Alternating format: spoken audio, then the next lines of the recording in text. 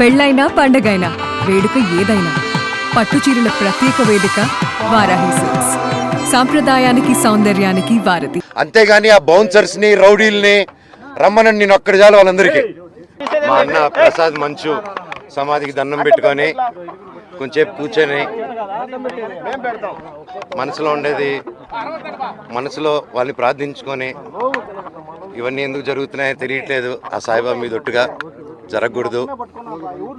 దీనికి ఎందుకని నాకు పరిష్కారం తెలిస్తే బాగుంటుంది అని తెలుసుకుంటాను. తెలుసుకునేంత వరకు ఆగను ఎందుకు ఇదంతా అనేది. అండ్ జస్ట్ ఒక స్టూడెంట్స్ కోసం అండ్ ఇక్కడున్న లోకల్ ప్రజల కోసం ఈ ప్రైవేట్ హాస్టల్స్ మీద జరిగే అన్యాయాలు వీటిని నేను క్వశ్చన్ చేశాను, మెసేజ్ చేశాను. దానికి ఈరోజు నన్ను హైదరాబాద్ ఇంట్లో రానియకుండా ప్రయత్నించడం నా పిల్లలు ఉండగా, అలాగే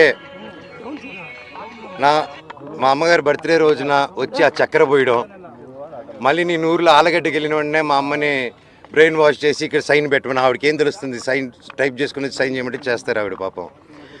అలా చేయడం ఇలాగ వరుసగా చేసుకుంటూ వచ్చి ఇది ఎంతవరకు దిగజారిందంటే 2 రోజుల నుంచి ఫ్యాన్స్ ఫాలోవర్స్ ఎంతో కష్టపడి ఎంతో ఖర్చు పెట్టుకొని, ఎందుకంటే వాళ్ళు కష్టపడితేనే డబ్బు వస్తుంది ఎవరికైనా, వాళ్ళందరూ అభిమానంతో అంత ఖర్చు పెట్టుకొని ఇక్కడ మా ఫొటోసు మా లోకల్ లీడర్స్ ఫొటోసు అందరిది పెట్టుకొని వెల్కమ్ స్వాగతం చెప్తూ విషెస్ చెప్తుంటే వాళ్ళందరిది ఫస్ట్ రోజు రాత్రి 12వ తారీఖు 13వ రోజు రాత్రి పొద్దున చెప్పారు, అన్న ఇలా జరుగుతున్నానంటే సరేరా గొడవ పెట్టుకోకండి మన ఊరే కదా పండగ పూటరా అందరూ సంతోషంగా ఉండను.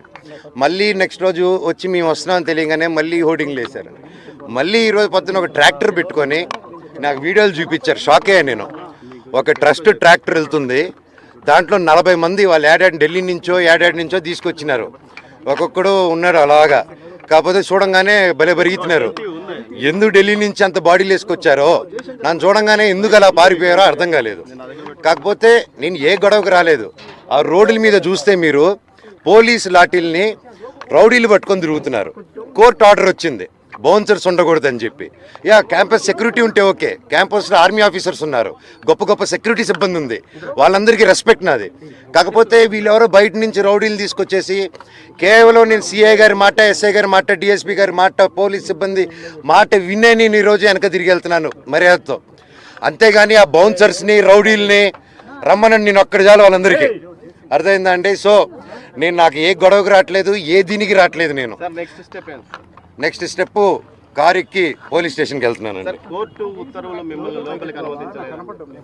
నాకు రాలేదండి, నాకు I didn't receive it yet. నేను ఈరోజు వస్తే నాకు జిరాక్స్ కాపీ ఇచ్చారు ఎస్ఐ గారు. ఆయన చూపిస్తున్నారా, అది నాకు ఇవ్వండి సార్ అంటే తీసుకొని బయలుదేరా. నేను అది నేను చెప్తానండి, స్టేషన్లో చేసిన తర్వాత మీకు కాపీ ఇస్తాను. వాళ్ళందరూ ఎవరైతే మీ కెమెరాలో క్యాప్చర్ చేశారో మీరు దయచేసి వాళ్ళు ఎవరు ఇప్పుడు గోడ నుంచి కూడా దూకారు వాళ్ళు రౌడీలు. దూకి ఇప్పుడు మీరందరూ ఉన్నారని లాఠీలు మీరు చూసారు కదా, లాఠీల లాగా వాళ్ళు ఎవరో తెలియదు. ఇందాక ముని గారు ఉన్నారు, నేను హగ్గిచ్చిన 2-3 అన్న సురేంద్ర ముని ఈ పాతలందరూ ఓకే మాకు తెలుసు. నేను పాతలు చెప్పినా ఆగిపోతా. నేను అంత వాళ్ళు బాధపడుతున్నారు, కంట్లో నీళ్ళు పెట్టుకుని ఉన్నారు. కాకపోతే వాళ్ళు ఎవరు